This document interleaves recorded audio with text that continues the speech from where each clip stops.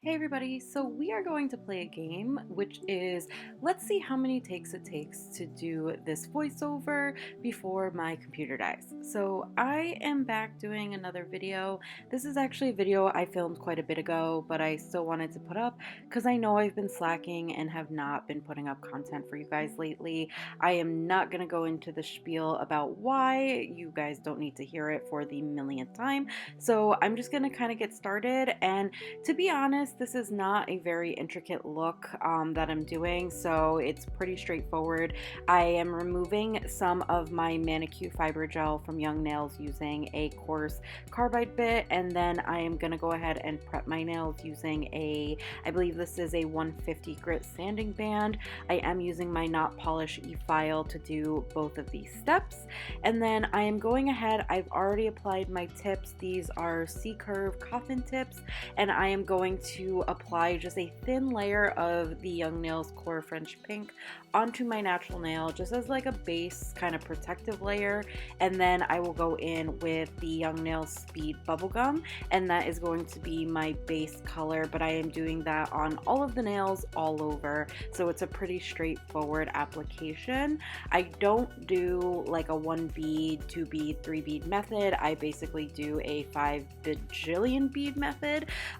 This is also using my non-dominant hand. I am right-handed, so working on my right hand is always more difficult, and it does take me a lot more time, so I am going in with a lot more beads than I probably could even do on my left hand.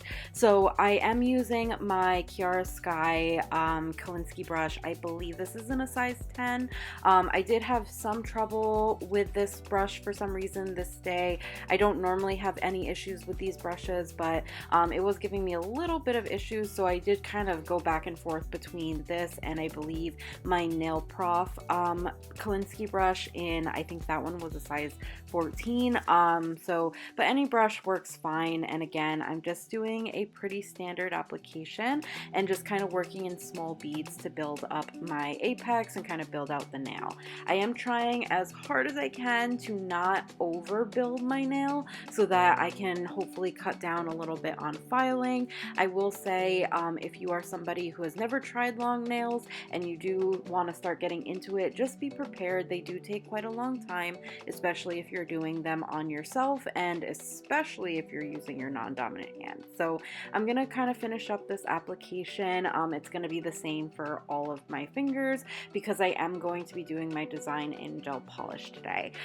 So I kind of wanted to chat just a little bit kind of in between while we have these little gaps of me just doing kind of the same process all over.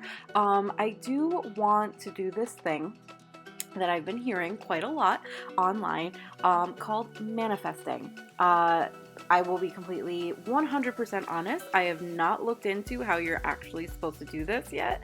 I am going to have to do some research on it.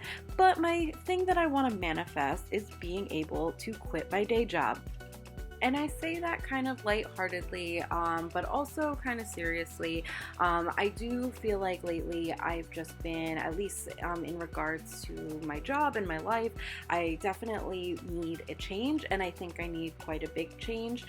So one of the things that I want to do is start focusing on what I feel like is going to bring me happiness and peace, and kind of help de-stress my life overall. My day job, I'm not going to get into specifics just because of the type of job that it is, but it is high stress, it is high pace, and it does require a lot of both mental energy and emotional energy from me to be able to do. That is just kind of the nature of the job, which, you know, works for some people and is very fulfilling for some people, but for me, I don't feel like it is sustainable. I do think that I am somebody who already has quite a high level of anxiety and stress, just as the type of person that I am and the things that I deal with day to day. So I do think I need a little bit of change in that arena to kind of help de-stress certain areas of my life. So one of the things that I want to do is trying to find things that I can do maybe from home, or at least kind of changing up the style of work that I do, to hopefully bring more peace and less stress to my life. So one of the things that I would like to do is trying to earn some income, not necessarily my full income, but some from social media. So that is a goal of mine for the rest of this year into the next year, and I want to do that by kind of trying to pour into my content what I may not have been able to or wanted to pour into it in the past. It is going to be tricky, again, considering what I do is high stress and long hours, so it is tricky for me to find the time to be able to do it, but I do want to try to work on improving my content, really building the community that I have here on social media to hopefully get some extra income to allow me to be able to make some changes financially and in my job that I want to do moving forward. So one thing I will ask from all of you guys is just to continue supporting me by engaging with me here on my channel, sharing my videos and my content with people that you feel like could benefit from it or would enjoy it, and things like that. So really, I just kind of wanted to do all this to say that I kind of took a break after being much more consistent than I have been in the past, to kind of reevaluate what I wanted to do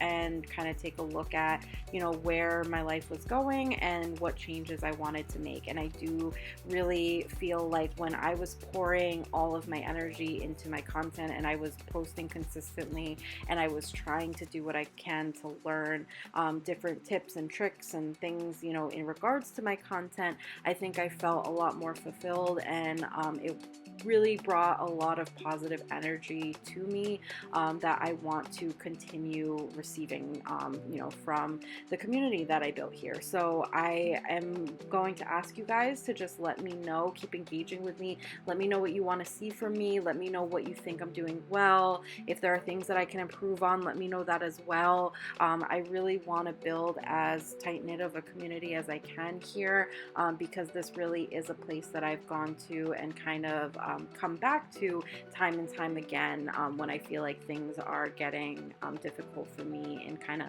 what I'll say real life, outside of the social media scope of things. So definitely, if you can, hit those like buttons on my videos, comment, share my videos and content, all of that stuff. Follow me on things like Instagram and TikTok and all those things that I'll have linked below for you guys. It really, truly means a lot, and I do appreciate all the help in reaching my goal, which is to hopefully have a little more financial freedom to make some changes that I think will benefit me in the long term and benefit my family in the long term. So I do appreciate each and every one of you, and I do just want to make sure that I stress that as much as possible. So now that I kind of did my little spiel for this video, I'm going to just kind of let you guys know what I'm doing to wrap up the rest of it. So once all of the nails are filed and kind of shaped and buffed, I will say I did use an 88 grit file to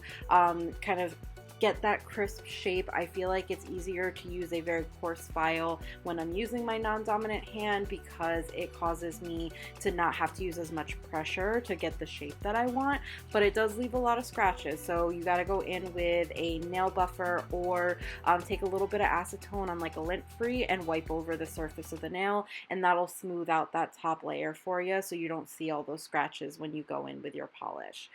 Then what I did was I went in with a neon green, a white, and a glittery gold gel polish.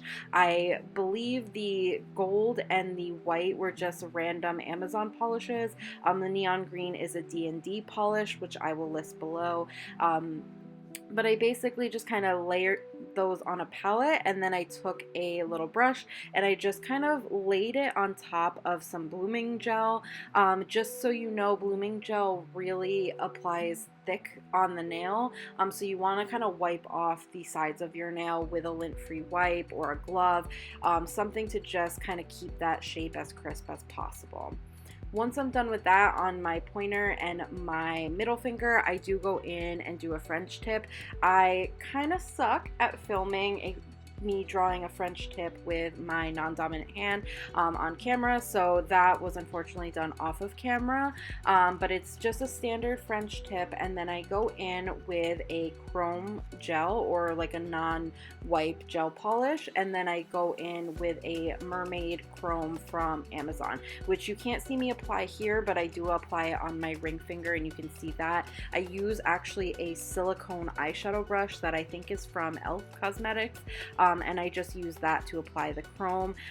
If you just type in mermaid chrome on Amazon, a bunch will pop up, and I just picked a green one of those. It's not from any specific seller, and you can find them pretty much everywhere. But I do like kind of the iridescent that it gives, and I did like that I could apply it on top of the French tips to kind of keep the same theme throughout the set, but it's not so opaque that it covered up the French tip itself. So I did really like that, and then I just went in with a glossy gel top coat on top so that I sealed it all in and protected the chrome from chipping and things like that. So that is it for this video. I really liked how this set came out, and I actually had like the least amount of lifting from this set that I have ever had before, so I gotta figure out what I did with this that was different, but I did really like how it came out, and it was really fun for me to do. So if there are other videos you would like to see from me, just let me know down in the comment section below. Thumbs this video up if you like this video and want to see more. And other than that, I hope you're all having a wonderful day wherever you are. Bye, everybody.